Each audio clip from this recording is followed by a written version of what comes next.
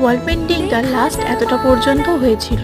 এরপর আমি সব পাতাগুলো কালার করে নিয়েছিলাম, এটা তোমরা আগেই দেখেছিলে। আর অনেকক্ষণ করার পর আমার যখন হাত ব্যথা হয়ে গেল, তখন আমার বর একটু আমাকে এই কাজে হেল্প করছিল। তখন ও কিছুটা কালার করছিল আর ভিডিওটা আমি বানাচ্ছিলাম। ঠিক আছে ঠিক আছে, চলো।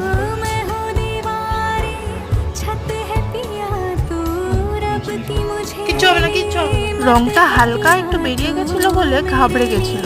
এরপরে আমি যে সেলোটেপগুলো লাগিয়ে রেখেছিলাম কালার করার সুবিধার জন্য, সেগুলো কিন্তু এক এক করে তুলে ফেলেছি। আর সেলোটেপটা তুলে ফেলার পর তোমরা দেখতেই পাচ্ছ লাইনটা কতটা স্ট্রেট হয়েছে। এরপর তোমাদের দেখাই অর্ধেক লুক, ফাইনাল লুক বলবো না, কারণ এখনো কিন্তু রাইট সাইডে যে গোলাপ ফুলের টপটা রয়েছে সেটা পুরোটাই কালার করা বাকি, আর সেটা করতে আমি জানি অনেকটাই সময় লাগে। তাই আমার এই ওয়াল পেন্টিং ড্রয়িং এর আরো একটা শেষ পার্ট আসবে, সেটার জন্য সবাই তোমরা রেডি তো? তবে এই অর্ধেক অবস্থাতেও কালারটা কিন্তু ভীষণ সুন্দর লাগছিল।